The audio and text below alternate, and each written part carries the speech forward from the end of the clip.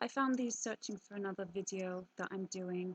These strange, they call them eye idols. They're either Sumerian or they've been found in Turkey, but they look like E.T. Is that why he had a glowworm for a finger? The boy in the film is called Elliot. L-E-ut. El. He's a Canaanite god.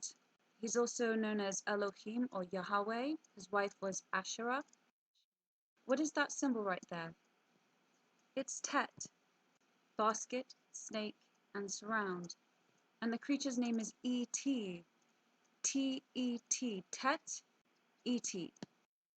In front of the moon. What's the color of this light? It's purple.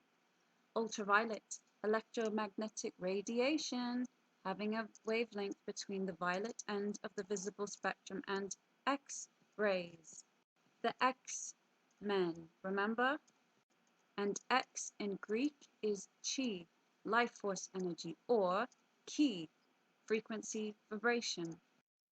In one search, they're calling these Igigi, and it brought me back to the Nephilim or the Watchers. They were called Nephilim, Elohim, Anunnaki, and Igigi. We have some modern day Igigis. We have Igigi Azalea and Igigi Pop, who likes to wear dresses and doesn't think it's shameful to be a woman. Some people might remember Etika. Look at his jumper. I-G-G. E-G-G. And then you've got the Gigis. This one dressed as a Nephilim with the wings.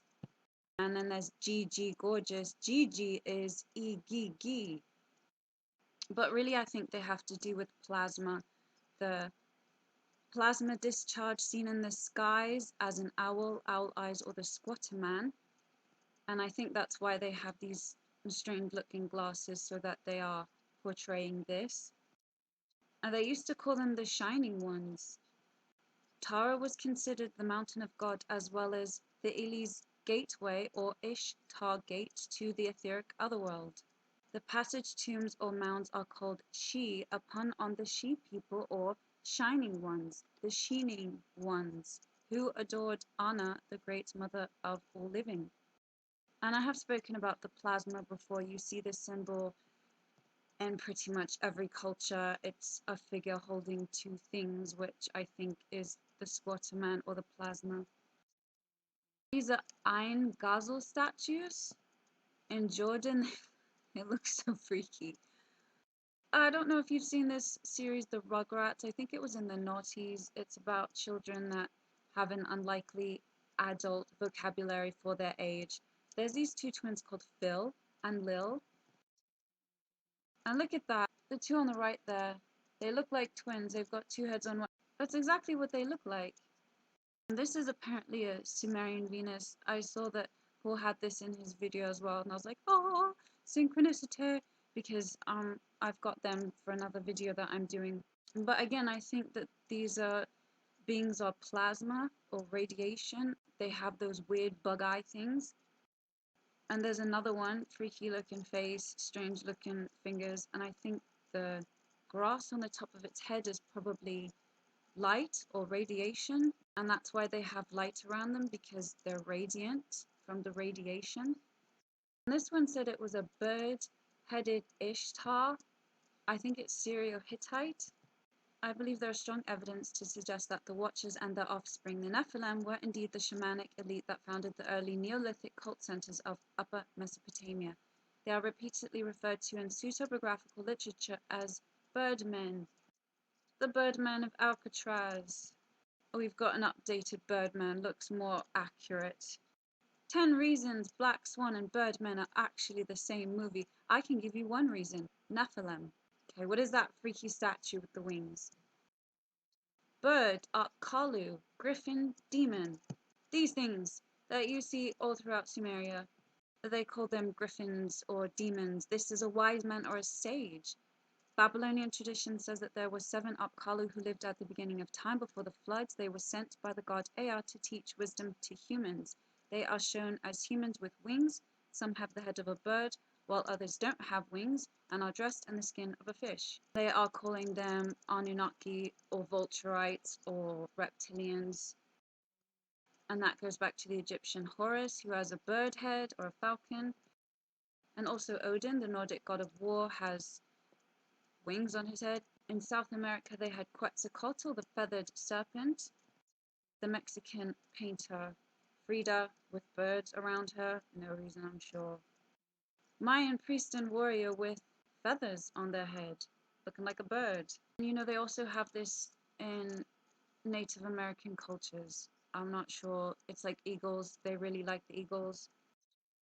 And then there was the man with the bird mask and eyes wide shut, which brought me to plague doctors. Why did the plague doctors have to have a bird mask? They couldn't wear another sort of mask. It had to be a bird. And bird flu. A chicken sneezed on a human and then they got the flu. These unlikely things that they come up with. And that made me think of the 80s film Labyrinth. There's a frequency or vibration, and out of it comes a CGI owl.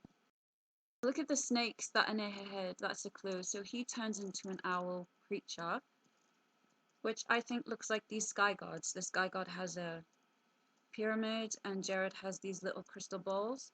So why is he depicted as an owl? I don't know. Maybe because Inanna Ishtar has owls, and she's one of the three sky gods. There's a book that came out a few years ago called Fallen. It's the paranormal romance or supernatural romance genre. They made a film of it and I saw it. The fallen angel that's in love with the girl, his name is Danny L. Grigori. And what do they call the Nephilim?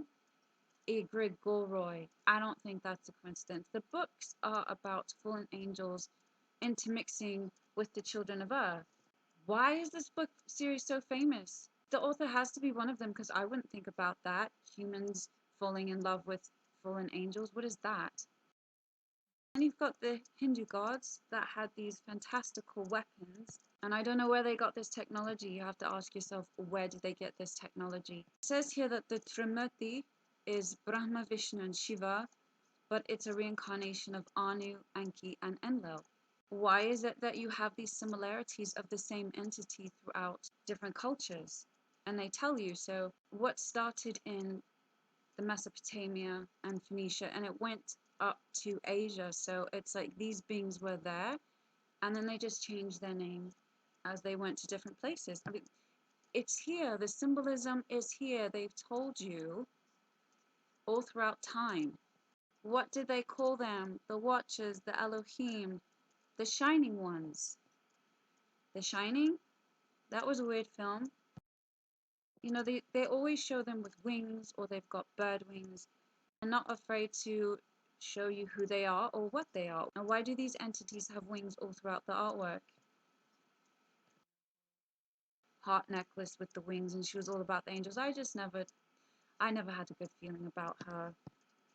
She was all about the angels, and this one is crystal angels, but the angel has wings on its head, just like Odin, the Nordic god of war. And the thing on its head looks similar to Krishna's helmet. You know, what are these things really? Somebody asked in comments if these entities were evil. I'm not here to tell you what to believe.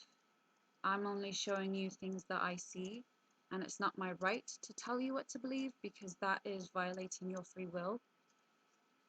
If you choose to chant to them, that's up to you, but these gods are open about being warlike and they don't mind killing humans and anybody else, so I don't trust them anymore. And I compared it to the sky gods because the angel has a crystal ball and Enki has a crystal pyramid. Do you see the little pyramid on the ball as well? So is the crystal angel a sky god, a Nephilim, or is the sky god a crystal angel?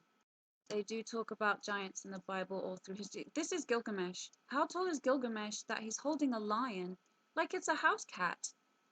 Lions are huge compared to people. This one is tiny. These people always have lions with them. That's Gilgamesh holding lions by their tails. But I do like their tiger toes. They look like berries. Any, winny, mini, mo. Catch a tiger by his toe berries. They show you throughout history giants. That's a giant. Even sitting down, he's taller than these people, so he's massive.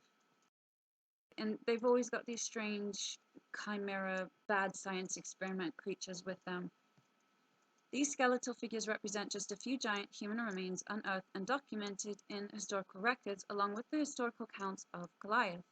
The Native Americans have stories about giants. They called them Sitka, and they had red hair and they ran them out of their place. For some reason, they want to hide giants. Archaeologists, they want to keep that quiet, but I think they want to keep it quiet because then they would have to admit that stories and history are real, and then that would make people question what they've been taught in schools.